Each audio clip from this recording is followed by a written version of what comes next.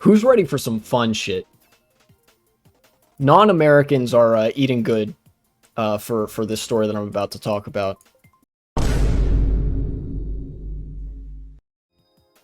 Shoutouts to the Canadians, the Europeans in the audience, the South Americans as well, the anybody from any of those countries outside of the United States, because you're more likely to have known about this than any Americans.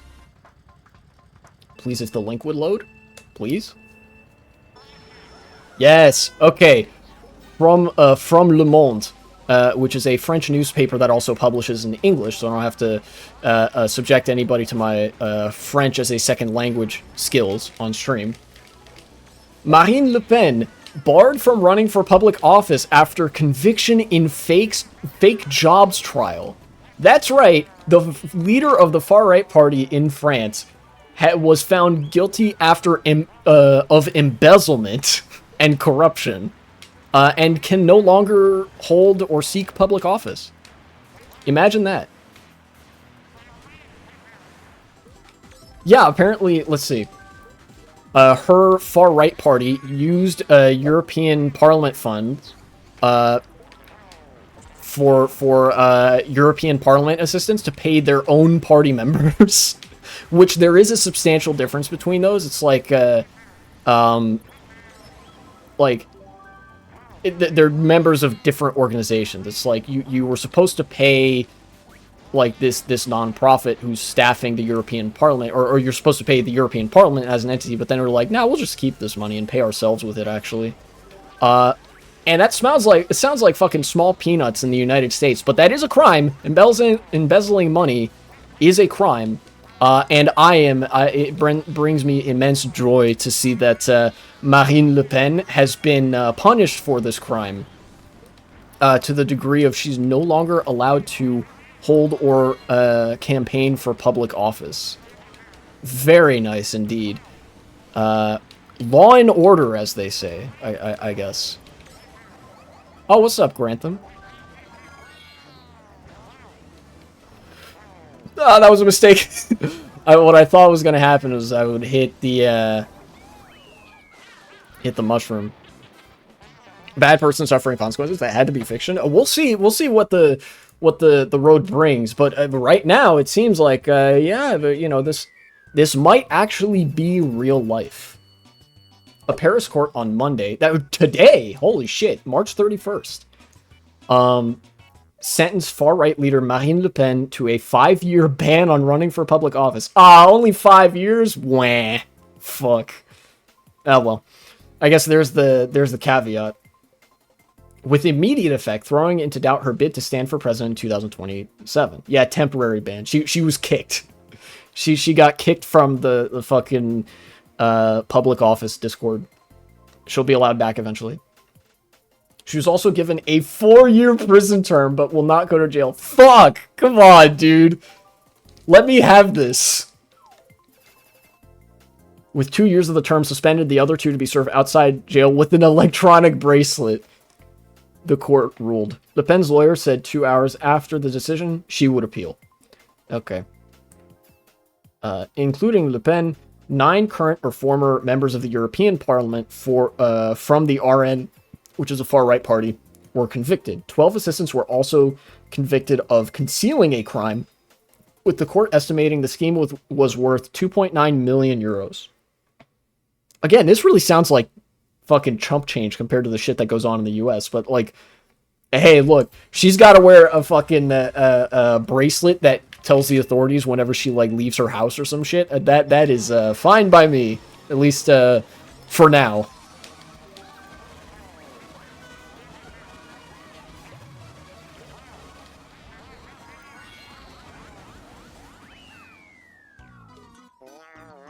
Let's see. The 3-time presidential candidate was accused of having fired 4 fictitious assistants when she was a member of the European Parliament from 2004 to 17.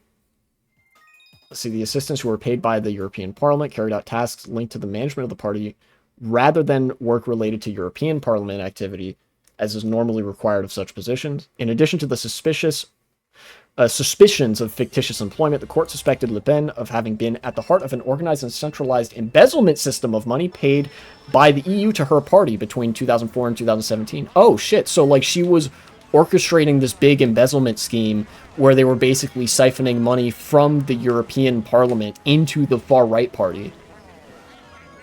Damn. Fucking organized crime shit. Again, small peanuts compared to America, but, like, I guess in Europe that is a pretty big deal, and, you know, whoopsie busted. Honestly, I would have used this as an opportunity to potentially crack down harder on the party at large if there were suspicions of that. But, like, I don't know, I guess it depends on how much that was actually proven in court, and, the position of the far right in Europe is a bit different than the position of the far right in the United States, which is also something I wanted to talk about by virtue of this, like, court verdict even existing, is that, like, the far right in Europe has to be, like, in a comparatively way less powerful position than the far right in the United States for them to face any sort of legal consequence for their action when they do shit like this, right? And I think that's a good sign, because it means that, like, Europe still kind of functions as a society, you know?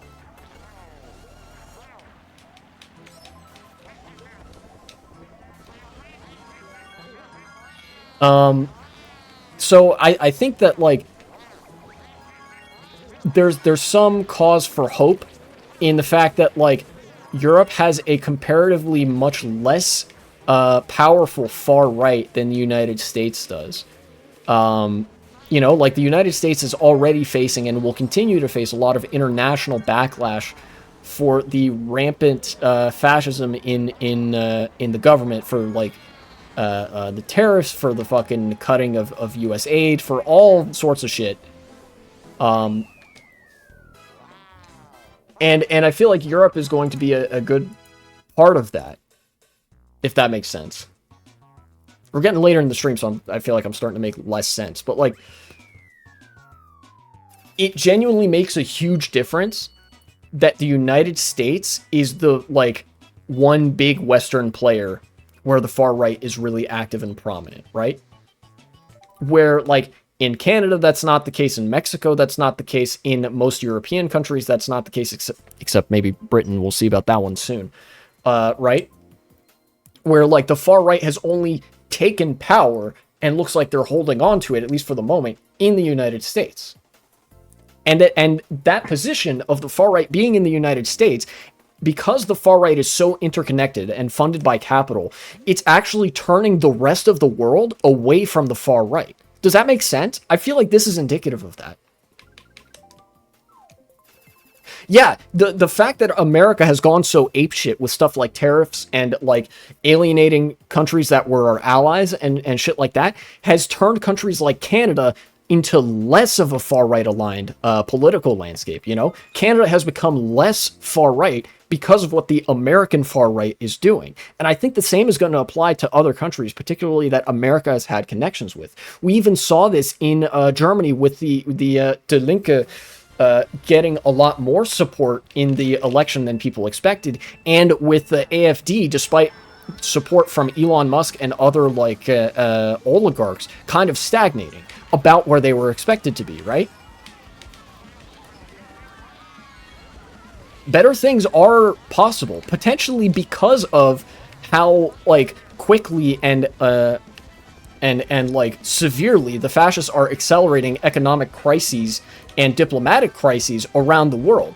In their effort to manufacture a crisis, sometimes they succeed in creating a crisis. And when that crisis is, like, specifically coded to one country, sometimes it doesn't play well in other countries. Like, you know, we saw that speech, or at least I did. I don't know if who else knows about it, but J.D. Vance gave that speech to a bunch of European politicians on a visit to Europe, and basically used American far-right talking points about, like, free speech that kind of only work in a two-party political landscape, and made it really evident that America was just saying, like, yeah, we support the far-right parties of Europe, and also we hate the countries that we used to be allies with, right?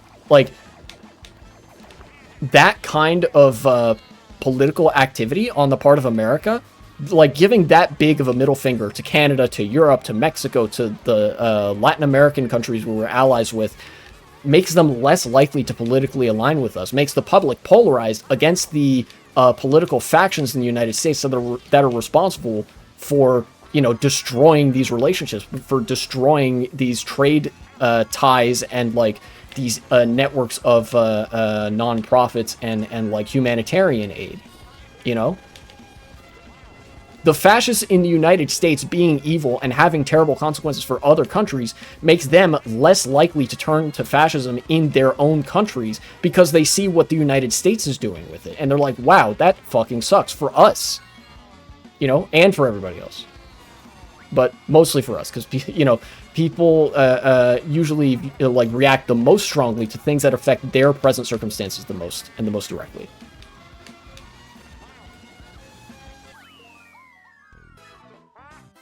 What do you think the Republicans' reaction will be once they get kicked out of NATO? It might be a matter of them leaving NATO before they have a chance to get kicked out. Or at the very least, I think the America being kicked out of NATO would pretty much just be a formality, you know?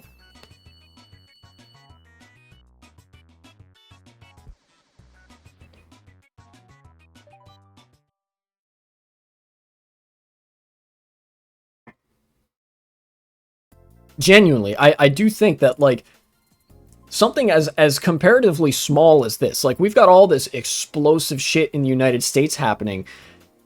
I think this is equally as important. Marine Le Pen being convicted for embezzlement, banned from running for office, and other such events like the sort of political stagnation of the AfD in Germany is just as important because it indicates the international consequences of America's actions that are really explosive here at home, but are felt elsewhere.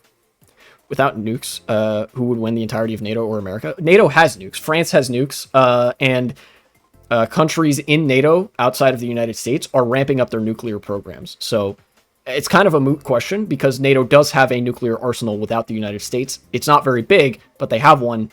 And in light of America's recent hostility towards the rest of NATO and Europe especially, many countries in Europe have pledged to start like leaning into nuclear proliferation more, which is not usually a good thing. But if there's a big like hostile country to you that has a lot of nukes, it's probably a good idea to have something to deter them, and sometimes that means having your own nukes, you know?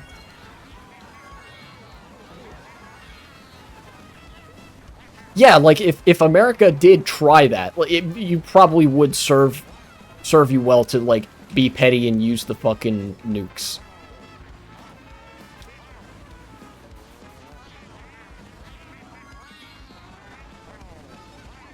But regardless, like, I want people to take from this what I said earlier, which is that, like, you know, we've got all this shit. We've got the administration pursuing museums and educational institutions for having, literally, their own words, improper ideology, putting Nazis in charge of, like, these boards, and seizing control of institutions for the arts nationally, and like cracking down on the education system broadly, eliminating funding to research institutions and all sorts of shit, throwing allies to the wayside, severing decades-long trade relationships and shit like that. And in the United States, oftentimes you get mostly an American-centric perspective of it, which is only natural, you know. But it's valuable to see that in other countries, the far right is kind of losing ground, or at the very least stagnating, because the United States, being the torchbearer of the far right now, has made it clear that they just want to make everybody's life worse, especially if they're not American. You know, they'll make Americans' lives worse too, but they'll be openly contemptuous of political blocs such as Europe. And I think that goes a long way for ensuring the eventual defeat of the far right in a way that is not easy to come back from. You know?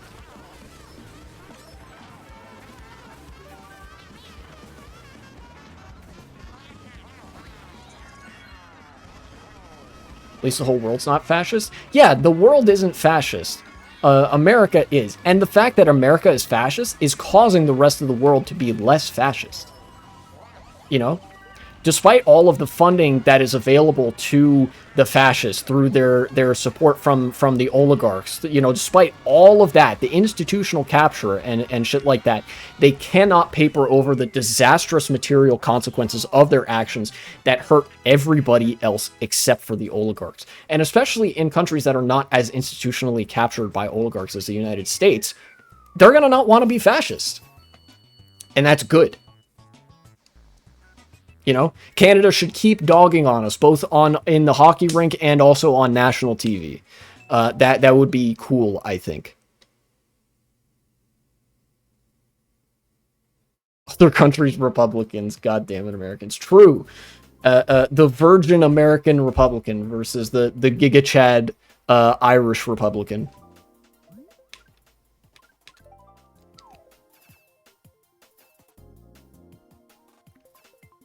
I might make that a segment. Future me, cut it there. Good things are in fact possible. The fascists cannot stop shooting themselves in the foot. Thanks for watching, and support the channel if you would be so kind.